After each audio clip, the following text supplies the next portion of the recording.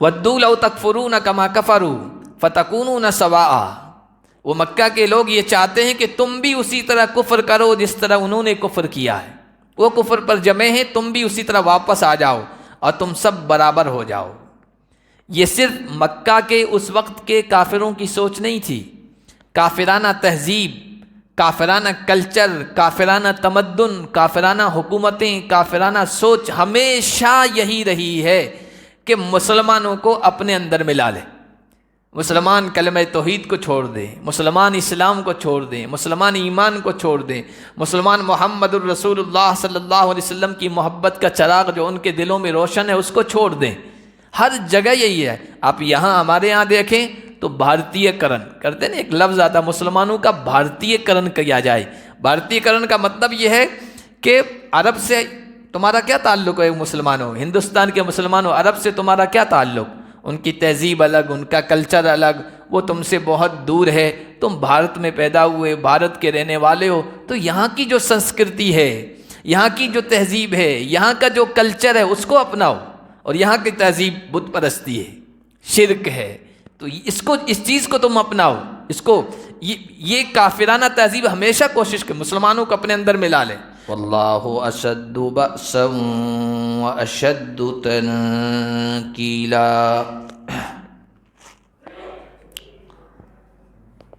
آج کے درس کا آغاز ہم اللہ کے فضل و کرم سے سورہ النساء کی آیت نمبر 84 سے کر رہے۔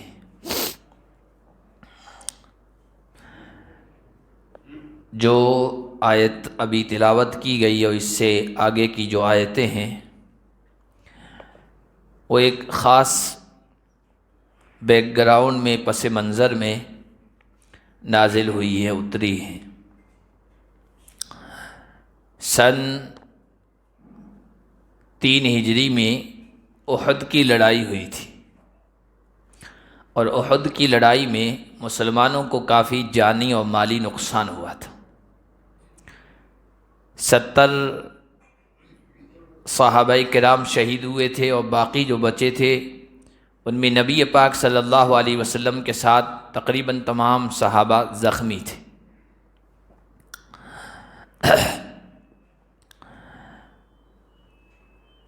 جو مکہ کے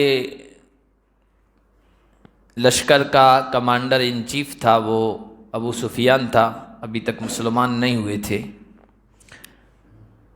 میدان جنگ سے واپس جاتے ہوئے اس نے کہا تھا کہ بدر کی لڑائی کا ہم نے انتقام اور بدلہ لے لیا ہے، اور اگلے سال پھر بدر کے میدان میں پھر مقابلہ ہوگا، تیار رہنا۔ اللہ کے نبی صلی اللہ علیہ وسلم اور صحابہ کرام نے اس کے اس چیلنج کو ہمت و حوصلے کے ساتھ قبول کیا کہ ٹھیک ہے، انشاءاللہ میدان میں اتریں گے۔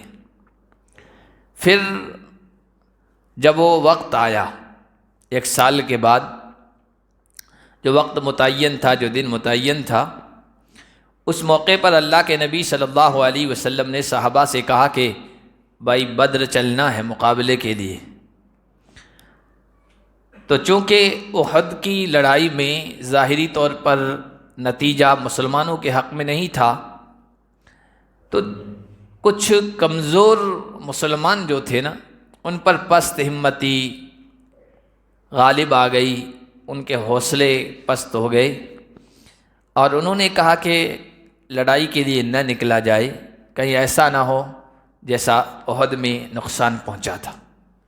اس طرح کی باتیں ہونے لگی، لیکن اللہ کے نبی صلی اللہ علیہ وسلم کا چونکہ ارادہ تھا اور یہ آیتیں اتر چکی تھی، فقاتل فی سبیل اللہ، اے نبی آپ تو اللہ کے راہ میں نکلو، قتال کرو، مقابلے کے لیے نکلو۔ تو اللہ کے نبی صلی اللہ علیہ وسلم نے کہا کہ میرے ساتھ اگرچہ ایک آدمی بھی نہ چلے تب بھی میں اکیلا نکلوں گا اور جاؤں گا مقابلے کے لیے۔ اللہ کے نبی صلی اللہ علیہ وسلم جب تیار ہو گئے تو صحابہ پیچھے رہنے والے کہاں تھے؟ صحابہ کرام رضوان اللہ علیہ مجمعین کی ایک بڑی تعداد، تقریباً 1,500 1500 لوگ آپ کے ساتھ ہوئے، اور آپ صلی اللہ علیہ وسلم جا کے بدر کے اس میدان میں خیمہ زن ہو گئے، تقریباً 8 دن وہاں رہے۔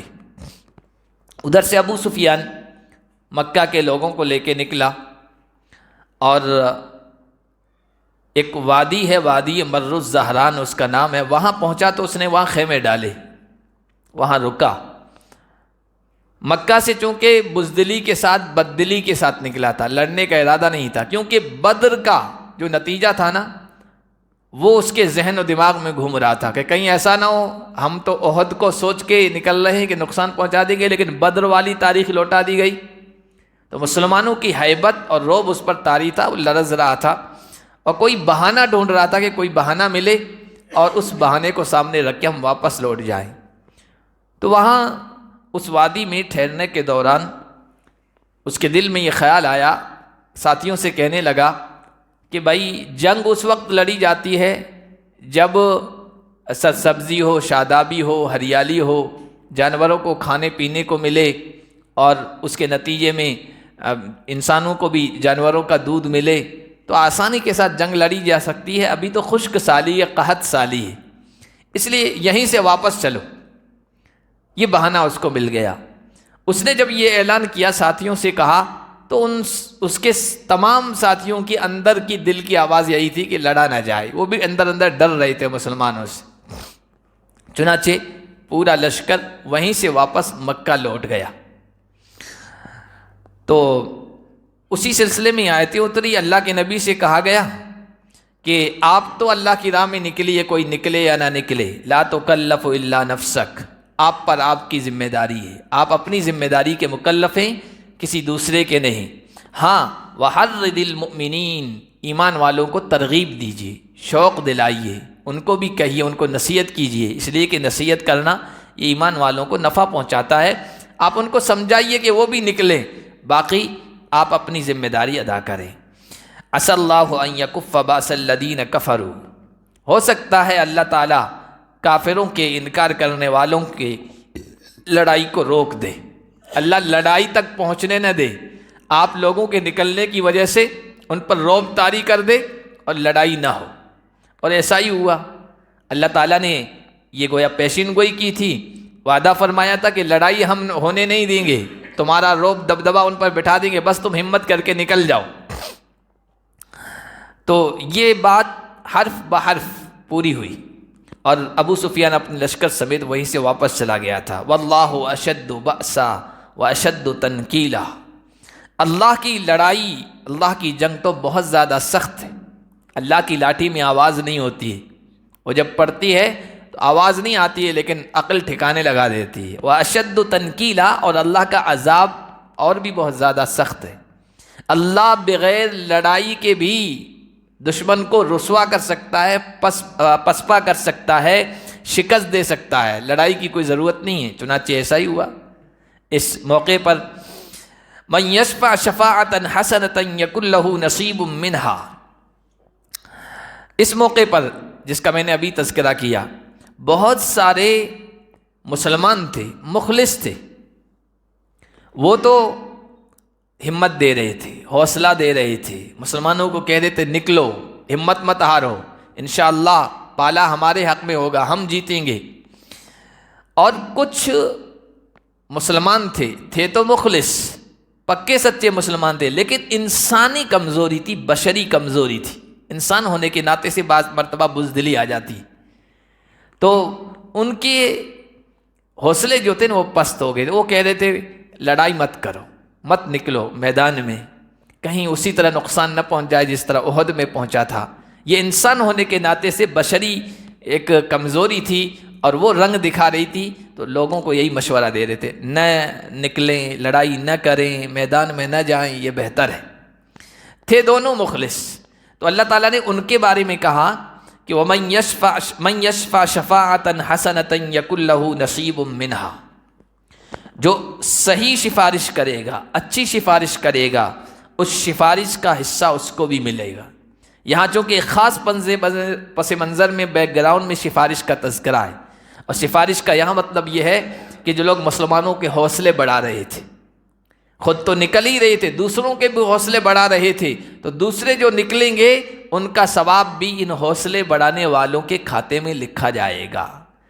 کیونکہ جو کوئی سفارش کرتا ہے اور اچھی سفارش کرتا ہے، جائز سفارش کرتا ہے، صحیح سفارش کرتا ہے، تو اس کو بھی ثواب ملتا ہے۔ کام کوئی اور کرتا ہے، کسی مسجد کا کام تھا، کسی مدرسے کا کام تھا، کسی غریب کا کام تھا، کسی محتاج اور ضرورت مند کی حاجت اور ضرورت تھی، اور وہ مالدار کے پاس لے کے چلے گیا کہ بھائی یہ مستحق جگہ ہے، یہاں خرچ کرو، یہ آدمی مستحق ہے، اس کو دو۔ مالدار نے دے دیا، دینے والا مالدار ہے، لیکن سفارش کرنے والا، لے جانے والا یہ ہے۔ مالدار کو جتنا ثواب، اس سفارش والے کو بھی اتنا ہی ثواب۔ اور حضور نے سفارش کی تاکید کی ہے، ترغیب دی ہے، اشفعوا فلتؤجروا، بھائی جو حاجت مند ہیں، ضرورت مند ہیں، ان کی سفارش کرو، تمہیں اجر دیا جائے گا، تمہیں ثواب دیا جائے گا۔ وَلْيَقْضِيَ اللَّهُ عَلَى لِسَانِ نَبِيِّهِ مَا شَاءَ، آ کر سفارش کرو گے میرے پاس تو دیکھو میں کیا دوں کیا نہ دوں، یا بالکل نہ دوں، وہ الگ بات ہے، میری زبان پر اللہ تعالیٰ جو چاہے فیصلہ کرے گا، لیکن سفارش کرنے والے کو اس کا ثواب مل جائے گا، اجر مل جائے گا۔ تو کچھ لوگ ایسے تھے مخلص جو اچھا ماحول بنا رہے تھے، ہمتیں بڑھا رہے تھے، حوصلے بڑھا رہے تھے، تو کہا کہ ان کے حوصلے بڑھانے کی وجہ سے جو لوگ اللہ کی راہ میں نکلیں گے ان کا بھی ثواب حوصلہ بڑھانے والوں کو ملے گا، وہ شریک ہوں گے اس میں۔ وَمَنْ يَشْفَعْ شَفَاعَةً سَيِّئَةً يَكُنْ لَهُ كِفْلٌ مِّنْهَا، اور جو بری سفارش کرے گا تو اس میں سے کچھ بوجھ اس کو بھی ملے گا۔ سفارش صحیح بھی ہوتی ہے، سفارش غلط بھی ہوتی ہے، بعض مرتبہ ایسا ہوتا ہے کہ سفارش اور شفاعت کے نتیجے میں کوئی مجرم ہے، سزا کا مستحق ہے، اس کو چھڑا دیا جاتا ہے، اور کسی معصوم کو، بے گناہ کو پھنسا دیا جاتا ہے سفارش کر کے۔ تو کہا کہ بری سفارش جو کرے گا نا تو وہ اس گناہ میں بھاگیدار ہوگا، جس کی سفارش کی ہے، غلط سفارش کی ہے، گناہ کی سفارش کی ہے، گناہ اس کے کھاتے میں، بری سفارش کرنے والے کے کھاتے میں بھی لکھا جائے گا۔ تو جو حوصلہ شکنی کر رہے تھے، ہمتیں توڑ رہے تھے، جو لوگ نہیں نکلیں گے ان کا گناہ بھی ان کے کھاتے میں لکھا جائے گا، اس لیے کہ وہ اس میں بھاگیدار ہیں، حصے دار ہیں۔ وَكَانَ اللَّهُ عَلَى كُلِّ شَيْءٍ مُقِيتًا، اور اللہ ہر چیز کا نگراں ہے، اللہ ہر چیز کو دیکھ رہا ہے، اسی حساب سے بدلہ دے گا، جزا سزا دے گا۔ وَإِذَا حُيِّيتُم بِتَحِيَّةٍ فَحَيُّوا بِأَحْسَنَ مِنْهَا أَوْ رُدُّوهَا، اور جب تمہیں سلام کیا جائے تو اس سے بہتر انداز سے سلام کا جواب دو یا اسی جیسا جواب دو۔ یہ بھی پچھلی آیات کے سے ملا ہوا معاملہ ہے۔ مخلص مسلمان تھے، انسانی کمزوری کے ناطے سے وہ حوصلے نہیں بڑھا رہے تھے، بلکہ باتیں ایسی کر رہے تھے جس سے مسلمانوں کے حوصلے ٹوٹ رہے تھے۔ ایسے میں یہ ہوتا ہے کہ جب سچے پکے مسلمانوں کا ان سے واسطہ پڑتا ہے، وہ سامنے آتے ہیں، سلام کا جواب دیتے ہیں، تو سچا پکا مسلمان اس کے دماغ میں یہ بات آتی ہے کہ یہ تو یہ ماحول تو خراب کر رہے تھے، اس لیے ان کے سلام کا جواب نہ دیا جائے، ان سے کنارہ کشی اختیار کی جائے، ان کو اگنور کیا جائے، ان کو نظر انداز کیا جائے، یہ ماحول خراب کرنے والے لوگوں میں شامل تھے۔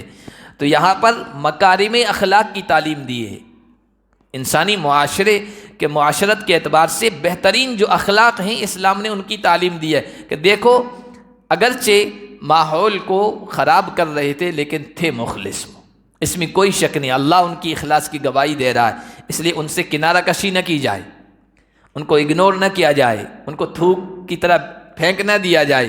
اگر وہ سلام کرتے ہیں، وہ اللہ کرتے ہیں، سلام کرتے ہیں، تو ان کے سلام کا اچھی طریقے سے جواب دیا جائے، اور بالکل ان کو نظر انداز نہ کیا جائے، اس لیے کہ اس سے ملت کا نقصان ہوگا، مسلمانوں کا نقصان ہوگا، اور پھر بالکل کٹ جائیں گے۔ اگر تم سے کٹ گئے تو دشمن ان کو اچک لے گا، دشمن اپنی طرف کر لے گا۔ اس لیے کہا جب تمہیں سلام کیا جائے تو سلام کا اچھے طریقے سے جواب دے دو، یا جیسا اس نے سلام کیا ہے ویسا ہی جواب دے دو۔ سلام اللہ کا نام ہے، اور سلام ہمارے اسلامی شعار ہے، اسلامی پہچان ہے، اس سے مسلمانوں کی پہچان ہوتی ہے کہ ہاں یہ مسلمان ہے۔ اور اس کا آغاز، اس کی شروعات اس طور پر ہوئی کہ جب حضرت آدم علیہ السلام کو اللہ تعالیٰ نے پیدا فرمایا تو فرمایا کہ اے آدم، فرشتوں کی ایک جماعت ہے، وہ بیٹھی ہوئی ہے، تم جاؤ اور ان سے جا کر السلام علیکم کہو۔ وہ کیا جواب دیتے ہیں، وہ کیا رپلائی کرتے ہیں، وہی تمہارا اور تمہاری امت کا جواب ہوگا۔ یعنی تمہاری امت میں جب کوئی سلام کہے گا السلام علیکم، تو فرشتوں نے جو جواب دیا ہے وہ جواب میں کہنا ہوگا۔ حضرت آدم علیہ السلام نے اللہ کے حکم کے مطابق جا کر فرشتوں کی جماعت سے کہا السلام علیکم، تو انہوں نے کہا وعلیکم السلام ورحمۃ اللہ وبرکاتہ۔ تو سلام اور سلام کے جواب کا وہاں سے آغاز ہوا۔ مختلف قوموں میں، مختلف علاقوں میں جب ملتے ہیں تو الگ الگ انداز ہوتا ہے، الگ الگ الفاظ ہوتے ہیں۔ عربوں میں حیاک اللہ تھا، اذا حییتم بتحیہ ہے، حیاک اللہ کہا کرتے تھے۔ آج بھی کہتے ہیں عرب لوگ حیاک اللہ بیاک، اس کا مطلب ہوتا ہے اللہ تمہیں زندگی دے، حیات دے، لمبی عمر دے۔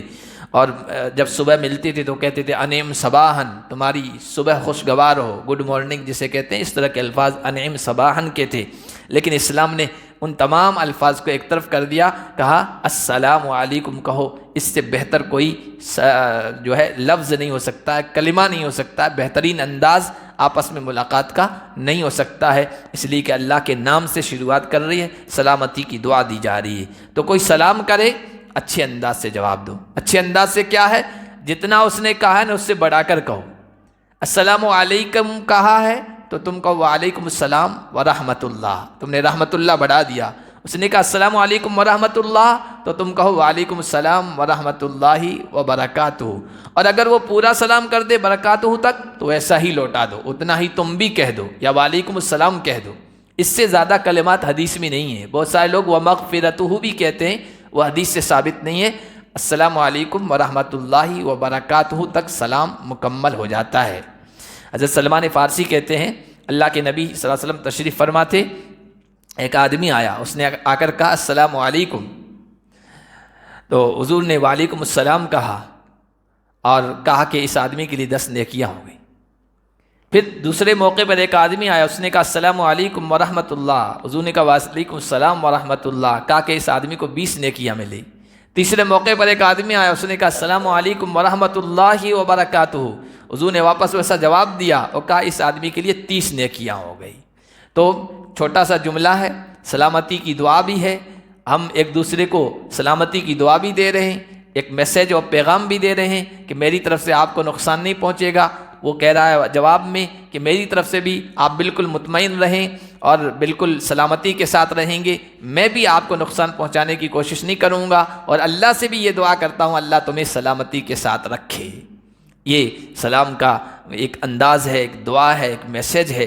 اور اللہ کے نبی صلی اللہ علیہ وسلم نے پھر آداب بتائے کہ اگر سوار آدمی ہے وہ پیدل کو سلام کرے، پہل کرے، اور جو پیدل جا رہا ہے وہ بیٹھے ہوئے کو، چلنے والا جو ہے نا وہ بیٹھے ہوئے کو سلام کرے، چھوٹا جو ہے یہ بڑے کو سلام کرے۔ یہ سلام کے آداب بھی بتائے، اور یہ بھی کہا کہ سلام میں پہل کرو۔ سلام کرنا سنت ہے، سلام کا جواب دینا واجب ہے، اور سلام میں پہل کرنا افضل ہے، زیادہ ثواب کا باعث ہے۔ حضور نے فرمایا البادی بالسلام بریء من الکبر، سلام میں پہل کرنے والا تکبر سے بری ہے، وہ اپنے آپ کو بڑا نہیں سمجھتا ہے۔ حضور علیہ السلام کا معمول تھا، جو بھی سامنے آتا تھا نا آپ سلام میں پہل کرتے تھے۔ لوگ آتے تھے آپ ان میں سلام میں پہل کرتے تھے، بچے آتے تھے ان کو بھی، حالانکہ یوں ہے کہ چھوٹا بڑے کو سلام کرے لیکن حضور سلام میں پہل کرتے تھے۔ عورتیں آتی تھی تو بھی سلام میں پہل کرتے تھے، لیکن علماء نے لکھا کہ رشتہ دار اگر قریبی عورتیں ہیں تو ان کو سلام میں پہل کریں، لیکن کوئی اجنبی عورت ہے اور فتنے کا اندیشہ ہے کہ سلام میں پہل کریں گے پھر باتوں کا سلسلہ شروع ہو جائے گا، تو پھر تو بچے، ورنہ اگر کمزور بوڑھی عورت ہے اور اس طرح آپ سلام میں پہل کریں تو کوئی حرج نہیں، سلام کر سکتے۔ ان اللہ کان علی کل شیء حسیبا، بے شک اللہ ہر چیز کا نگراں ہے، حساب کرنے والا ہے، اور جو کچھ تم نیکی کرو گے اس کا وہ بدلہ دے گا حساب کر کے۔ اللہ لا الہ الا ہو، اللہ حساب کرنے والا ہے، اس کے علاوہ کوئی عبادت کے لائق نہیں ہے۔ الہ کا مطلب عبادت کے لائق اس کے علاوہ کوئی نہیں، مشکل کشا بھی وہی ہے، حاجت روا بھی وہی ہے، پریشانیوں کو دور کرنے والا بھی ہے، سب کچھ اسی کے قبضے قدرت میں ہے، وہی ہے۔ یہ اسلام کا بنیادی عقیدہ ہے، یہ بنیاد ہے، یہ نیو ہے، یہ عقیدہ ہے۔ یہ اگر درست ہے تو پھر تمام معاملات درست، اور نیو ہی درست نہیں ہے تو اوپر کی عمارت کا کوئی اعتبار نہیں، اس کا کوئی حساب نہیں۔ تو وہ اللہ بدلہ دے گا تمہیں حساب کر کے، کب؟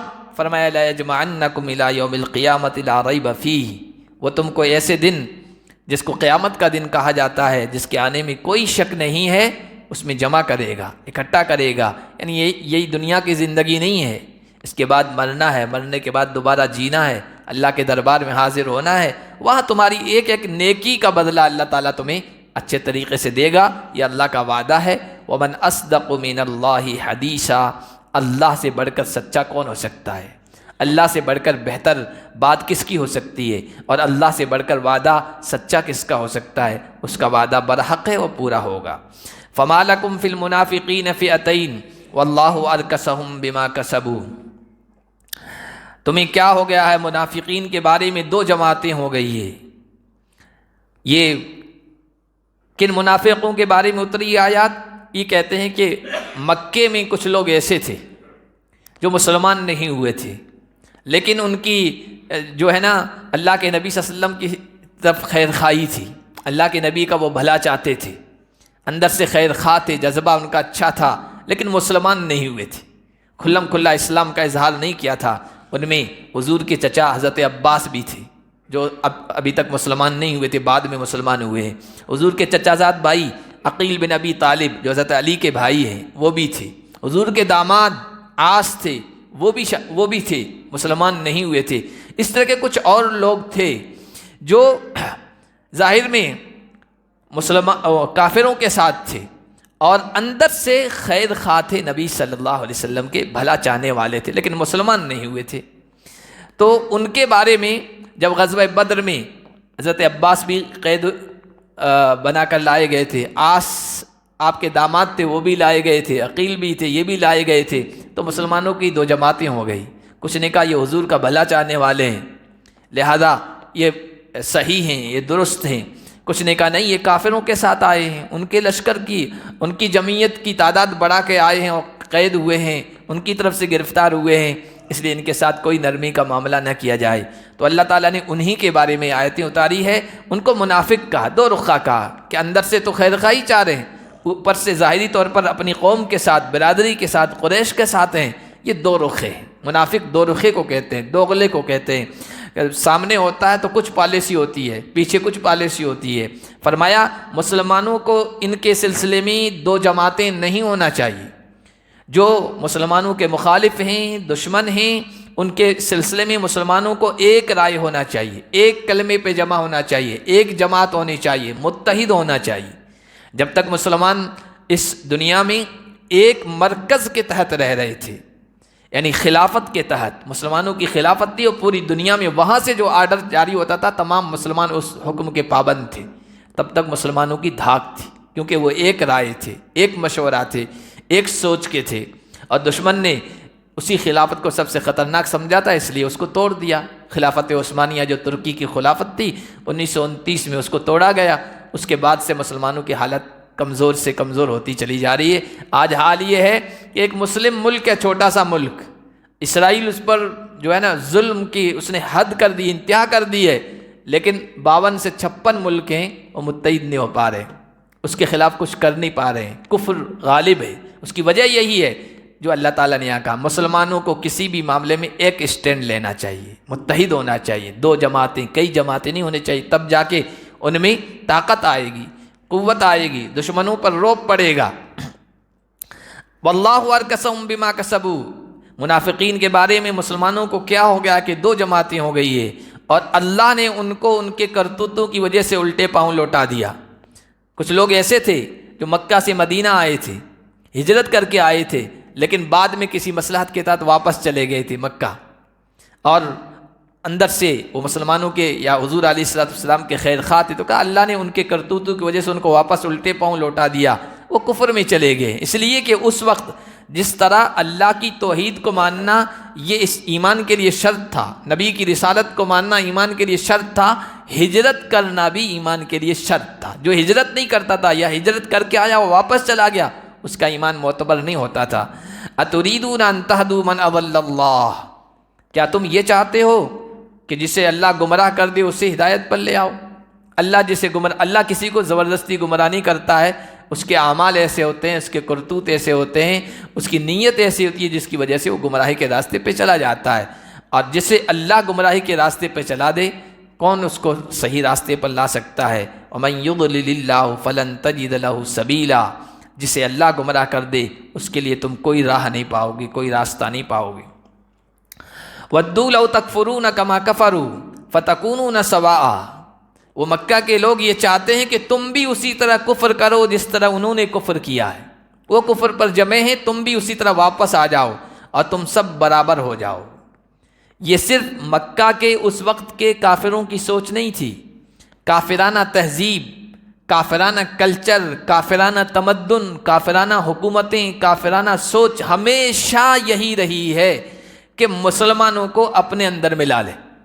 مسلمان کلمہ توحید کو چھوڑ دیں، مسلمان اسلام کو چھوڑ دیں، مسلمان ایمان کو چھوڑ دیں، مسلمان محمد الرسول اللہ صلی اللہ علیہ وسلم کی محبت کا چراغ جو ان کے دلوں میں روشن ہے اس کو چھوڑ دیں۔ ہر جگہ یہی ہے۔ آپ یہاں ہمارے یہاں دیکھیں تو بھارتیہ کرن کرتے ہیں، ایک لفظ آتا مسلمانوں کا بھارتیہ کرن کیا جائے۔ بھارتیہ کرن کا مطلب یہ ہے کہ عرب سے تمہارا کیا تعلق ہے؟ مسلمانوں، ہندوستان کے مسلمانوں، عرب سے تمہارا کیا تعلق؟ ان کی تہذیب الگ، ان کا کلچر الگ، وہ تم سے بہت دور ہے۔ تم بھارت میں پیدا ہوئے، بھارت کے رہنے والے ہو، تو یہاں کی جو سنسکرتی ہے، یہاں کی جو تہذیب ہے، یہاں کا جو کلچر ہے اس کو اپناؤ۔ اور یہاں کی تہذیب بت پرستی ہے، شرک ہے، تو اس چیز کو تم اپناؤ۔ اس کو یہ کافرانہ تہذیب ہمیشہ کوشش کر مسلمانوں کو اپنے اندر ملا لے۔ اور پوری دنیا میں چلے جائیں تو یہی ہے، یورپین کنٹریز میں چلے جائیں تو ویسٹرن کلچر کو اپنانے مسلمان اپنے داڑھی چھوڑ دیں، ٹوپی چھوڑ دیں، کرتا پاجامہ چھوڑ دیں، پگڑی چھوڑ دیں، ہر وہ چیز جس سے پہچان و شناخت ہو کہ یہ مسلمان ہے یا یہ مسلمانوں کی عبادت گاہ ہے۔ میناریں نہیں بنا دیتے ہیں بہت ساری جگہوں میں، کنٹریز میں، یہ مسلمانوں کی پہچان ہے کہ اپنی پہچان چھوڑو، ہمارے اندر شامل ہو جاؤ۔ یہ اس وقت کے مکہ کے کافروں کی بھی سوچ تھی، آج کے کافروں کی بھی وہی سوچ ہے، کوئی تبدیلی نہیں ہوئی ہے۔ یہ تو اللہ کا قرآن کہہ رہا ہے۔ وہ تو یہ چاہتے ہیں کہ تم کافر ہو جاؤ جس طرح انہوں نے کفر کیا ہے، فَتَكُونُونَ سَوَاءً، اور پھر سب ایک تھیلی کے جٹے بٹے ہو جاؤ، دونوں برابر ہو جاؤ۔ فَلَا تَتَّخِذُوا مِنْهُمْ أَوْلِيَاءَ، مسلمانوں سے کہا جا رہا ہے ایسے کافروں سے دوستی مت کرو، اس لیے کہ دوستی اپنا رنگ دکھاتی ہے۔ جتنے زیادہ تعلقات ایسے لوگوں سے جو اپنے غلط دھرم میں کٹر ہیں نا، ان سے ہوں گے نا، تو ان کی چیزیں اختیار کرنی پڑے گی، پھر مندروں میں بھی جانا پڑے گا، پھر شرک بھی کرنا پڑے گا، پھر وہ سب کچھ کرنا پڑے گا جو وہ کرتے ہیں، اس لیے کہ ساتھ صحبت، رفاقت، کمپنی اپنا رنگ دکھاتی ہے، اس لیے ان سے دوستی نہ کریں، یہاں تک کہ وہ اللہ کی راہ میں ہجرت کر کے آ جائیں، مدینہ آ جائیں۔ فَإِن تَوَلَّوْا فَخُذُوهُمْ وَاقْتُلُوهُمْ، اگر وہ نہ مانیں، اگر وہ پیٹھ پھیرتے ہیں، تمہارے ساتھ نہیں آتے ہیں، تو پھر ان کو پکڑو اور جہاں کہیں بھی ملیں ان کو قتل کرو۔ یہ وہ ہیں جو مکہ کے کافروں کے سلسلے میں، تمام کافروں کا یہ حکم نہیں ہے یہ جائز کہ ہم یہاں رہ رہے ہیں آس پاس رہنے والوں کو پکڑیں قتل کر دیں، نہیں، آگے آ رہا ہے، ان کی بھی تفصیل آ رہی ہے۔ یہ وہ مکہ کے ان کافروں کے بارے میں جو یہ چاہتے ہیں کہ تمہیں اپنے گھر واپسی کرا لیں، بت پرستی میں لے جائیں، ایسے لوگوں کے بارے میں، ان کے بارے میں تو یہ ہے کہ جہاں کہیں بھی پائیں ان کو قتل کرو، اور تم ان کو اپنا یار، مددگار، دوست مت بناؤ۔ اسی لیے مفسرین کرام نے لکھا کہ جب غزوہ بدر میں حضرت عباس حضور کے چچا تھے، عقیل بن ابی طالب حضرت علی کے بھائی تھے، حضور کے سگے چچا زاد بھائی، اور حضور کے داماد آس جب گرفتار کر کے لائے گئے نا، تو کیا کیا جائے؟ کسی نے کہا کہ حضور کی قریبی رشتہ دار چھوڑ دیا جائے ایسے ہی، کسی نے کہا فدیہ لے کے چھوڑ دیا جائے۔ حضرت عمر فاروق رضی اللہ تعالیٰ عنہ کا مشورہ تھا، نہیں، جو جس کا رشتہ دار ہے، رشتہ دار کو قتل کرے، کوئی خونی بلڈ ریلیشن نہیں ہے، یہاں ریلیشن صرف اسلام کا ہے، تیرا میرا رشتہ کیا؟ لا الہ الا اللہ، بس لا الہ الا اللہ کے جھنڈے کے تلے ہے، وہ ہمارا رشتہ دار ہے، اور اس جھنڈے کے نیچے سے ہٹ گیا ہے وہ ہمارا کوئی رشتہ دار نہیں۔ الا الذین یصلون الی قوم بینکم وبینہم میثاق، ہاں وہ لوگ جو ایسے لوگوں سے ملتے ہیں جن کے درمیان اور تمہارے درمیان معاہدہ ہے، یہ ایک اور قسم کے کافر۔ کچھ کافر ایسے ہیں کہ جن لوگوں سے تمہارا معاہدہ ہو چکا ہے کہ لڑیں گے نہیں، وہ تم سے نہیں لڑیں گے، ان کے ساتھ وہ ہو گئے، ان کے ساتھ وہ اس کی طرف ہو گئے، ظاہر سے ان کی طرف ہو گئے ہیں، سیز فائر معاہدہ ہے، بھائی ہم آپس میں نہیں لڑیں گے۔ جیسے صلح حدیبیہ ہوئی تھی، صلح حدیبیہ کے موقع پر قریش سے یہ معاہدہ ہوا تھا 10 سال تک ہم آپس میں نہیں لڑیں گے، اور عرب کے قبائل کو اختیار دیا گیا تھا، جو چاہے قریش کی طرف ہو جائے، جو چاہے حضور کی طرف، مدینے والوں کی طرف ہو جائے۔ تو بنو مدلس تھے، بنو بکر تھے، وہ قریش کی طرف ہو گئے تھے، بنو خزاعہ حضور کی طرف ہو گئے تھے، اور امن کا معاہدہ ہو گیا تھا۔ تو جو کافر ایسے ہیں کہ ان لوگوں سے ملتے جلتے ہیں، ان لوگوں کے ساتھ رہتے ہیں جن کے درمیان اور تمہارے درمیان جنگ نہ ہونے کا معاہدہ ہو گیا ہے، کہ تم ان کو قتل نہیں کر سکتے۔ دیکھو یہ ہے اسلام کی تعلیم۔ جو تم سے لڑنے پر آمادہ ہیں، کافروں کے ساتھ مل کے تمہارے مقابلے پہ آ رہے ہیں، چاہے وہ قریبی رشتہ دار کیوں نہ، ان سے دوستی نہیں، وہ جہاں کہیں بھی ملے ان کو پکڑو، مارو، قتل کرو۔ لیکن جن کافر قوموں سے تمہارا معاہدہ ہو چکا ہے اور دوسرے قبیلے اس کافر قوم کے ساتھ ہونا چاہتے ہیں، ان کو چھیڑ چھاڑ نہیں کرنی، ان سے قتل نہیں کرنا ہے، ان کا خون نہیں بہانا ہے۔ او جاؤکم حسرت صدورہم ان یقاتلوکم او یقاتلوا قومہم، یا وہ تمہارے پاس آئے، ان کے سینے تنگ ہو رہے ہیں اس بات سے کہ وہ تم سے لڑیں یا اپنی قوم سے لڑیں۔ کچھ ایسے بھی قبیلے تھے جنہیں اپنی قوم کے ساتھ ہو کر حضور کا مقابلہ کرنا چاہتے تھے، نہ حضور کے ساتھ مل کر اپنی قوم کا مقابلہ کرنا چاہتے تھے، وہ بیچ میں غیر جانبدار رہنا چاہتے تھے، نہ ہمارا آپ سے تعلق نہ ان سے تعلق، ہم بیچ میں رہیں گے، نہ آپ کا نقصان کریں گے نہ ان کے ساتھ رہیں گے، نہ ان کا نقصان کریں گے۔ ایسے بھی لوگ ہیں، ان کو بھی چھیڑ چھاڑ نہیں کرنی ہے، ان کو بھی قتل نہیں کرنا ہے۔ وَلَوْ شَاءَ اللَّهُ لَسَلَّطَهُمْ عَلَيْكُمْ فَلَقَاتَلُوكُمْ، اگر اللہ چاہتا تو ایسے لوگوں کو تم پر مسلط کر دیتا، وہ تم سے لڑتے۔ یہی بات کافی ہے کہ نہ وہ تمہارے ساتھ مل کے لڑ رہے ہیں نہ ان کے ساتھ مل کے لڑ رہے ہیں، یہ غیر آزار ہے، بے آزار ہے، یعنی کسی کو نقصان نہیں پہنچا رہے ہیں، یہ بہت بہتر ہے۔ فَإِنِ اعْتَزَلُوكُمْ، اگر یہ تم سے دور رہیں، تمہارے سے نہ لڑیں اور تمہارے سے صلح کی پیشکش کریں، فَمَا جَعَلَ اللَّهُ لَكُمْ عَلَيْهِمْ سَبِيلًا، تو اللہ نے ان کے خلاف تمہارے لیے کوئی راستہ نہیں نکالا ہے، ان کو تم نقصان نہیں پہنچا سکتے، ان کو قتل نہیں کر سکتے۔ یہی بات کافی ہے کہ وہ بے آزار ہیں، بے تکلیف ہیں۔ سَتَجِدُونَ آخَرِينَ يُرِيدُونَ أَن يَأْمَنُوكُمْ وَيَأْمَنُوا قَوْمَهُمْ، یہ 3 قسم کے کافر آگے، ایک وہ جو مکہ میں تھے اور منافق قسم کے تھے، ان کے بارے میں کہا ان کے بارے میں کوئی نرم رویہ نہیں اپنانا ہے۔ دوسرے وہ جو ایسی قوم کے ساتھ رہ رہے ہیں جس قوم سے تمہارا معاہدہ ہو چکا نہ لڑنے کا، ان سے چھیڑ چھاڑ نہیں کرنی ہے۔ تیسرے وہ جو اپنی قوم کی طرف بھی رہنا نہیں چاہتے، نہ آپ کے ساتھ رہنا چاہتے ہیں، اور یہ چاہتے ہیں ہم بیچ کے رہیں گے، کسی کو بھی تکلیف نہیں پہنچائیں گے، ان کو بھی قتل نہیں کرنا ہے۔ یعنی جو قوم، جو لوگ مسلمانوں کے ساتھ امن کے ساتھ، چین کے ساتھ رہنا چاہیں، تو قرآن یہ کہتا ہے تم بھی امن کے ساتھ رہو، جیو اور جینے دو، خود بھی رہو اور ان کو بھی رہنے دو، یہ قرآن کی تعلیم ہے۔ لیکن ایک قسم کے کافر اور تھے، وہ ایسے تھے، وہ ماحول کو دیکھتے تھے، وہ ماحول کو دیکھتے تھے۔ جیسے کہ ہمارے یہاں جب تک ہم نے 800 سال تک حکومت کی تو بڑے نرمی کے ساتھ رہے، عہدوں سے بھی بڑے فائدے اٹھائے لوگوں نے، یعنی بڑے مسلمانوں سے زیادہ عہدے ان کو ملے۔ لیکن اب ماحول چینج ہوا، مسلمانوں کی حکومت نہیں، کمزور نہیں، تو کیسے آنکھیں دکھاتے ہیں۔ اب دیکھیے آپ، اس قسم کے لوگ ہر زمانے میں رہے۔ اللہ نے فرمایا سَتَجِدُونَ آخَرِينَ يُرِيدُونَ أَن يَأْمَنُوكُمْ وَيَأْمَنُوا قَوْمَهُمْ، کچھ اور لوگوں کو آپ پائیں گے جو یہ چاہتے ہیں کہ تم سے بھی امن سے رہیں، اپنی قوم سے بھی امن سے رہیں۔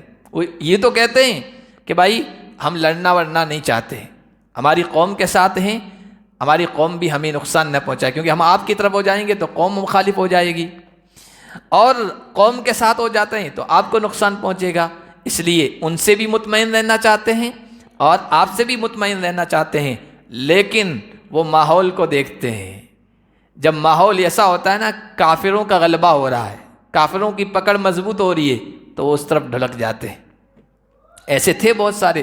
حضور علیہ الصلوۃ والسلام غزوہ احزاب 5-6 ہجری میں ہوا ہے، خندق والی لڑائی، اس موقع پر بنو قریظہ سے پہلے سے معاہدہ ہو چکا تھا کہ مدینے کے جتنے بھی باشندے ہیں، مدینے کے باہر کا کوئی لشکر حملہ کرے گا اس کے خلاف سب ایک ہوں گے، ان کے ساتھ نہیں رہیں گے۔ لیکن جب بنو قریظہ نے یہ دیکھا کہ قریش پورے عرب کے قبیلوں کے ساتھ آ چکے ہیں اور پلڑا قریش کا بھاری ہونے والا ہے، جنگ کا پانسا ادھر پلٹے گا، اندر اندر عہد شکنی کی، غداری کی، بے وفائی کی ماحول کو دیکھ کے پلٹ گئے۔ ان کے بارے میں کہا جا رہا ہے کلما ردوا الی الفتنۃ ارکسوا فیہا، جب وہ فتنے کی طرف لوٹائے جاتے ہیں تو اس میں پھنس پڑتے ہیں، گھس جاتے ہیں۔ ایسے لوگوں کے بارے میں حکم یہ ہے اگر وہ تم سے دور نہ رہے اور صلح کی پیشکش نہ کریں اور اپنے ہاتھوں کو تم سے نہ روکیں، ایسے لوگوں کو بھی جہاں چاہو پکڑو، قتل کرو، جہاں بھی مل جائیں۔ اولئکم جعلنا لکم علیہم سلطانا مبینا، یہ وہ لوگ ہیں جن پر اللہ تعالیٰ نے تمہارے لیے کھلی دلیل دے دی ہے، صاف ان کی عہد شکنی، بے وفائی، غداری آ گئی ہے۔ وہ آستین کے سانپ تھے، وہ جو ہے تمہارے پشت پہ چھرا گھونپ رہے تھے، ظاہر میں تمہارے ساتھ تھے لیکن ماحول جب دیکھا ادھر پلٹ گئے۔ ایسے لوگوں کے لیے بھی کوئی گنجائش نہیں ہے۔ آگے چونکہ قتل کا، قتال کا ہی تذکرہ ہے، تو قتال میں بعض مرتبہ ایسا بھی ہوتا ہے کہ کسی مسلم کا قتل ہو جائے، تو اس کے سلسلے میں کچھ ہدایات ہیں، کچھ تعلیمات ہیں، اور بہت سنگین قسم کی باتیں مومن کے قتل کرنے کے بارے میں آئی ہے، جو انشاءاللہ اگلے درس میں ہم پڑھیں گے۔ اللہ پاک ہم سب کو قرآن کو سمجھنے کی اور اس ماہ مبارک میں قرآن سے تعلق قائم کرنے کی توفیق عطا فرمائے۔ سبحان اللہ۔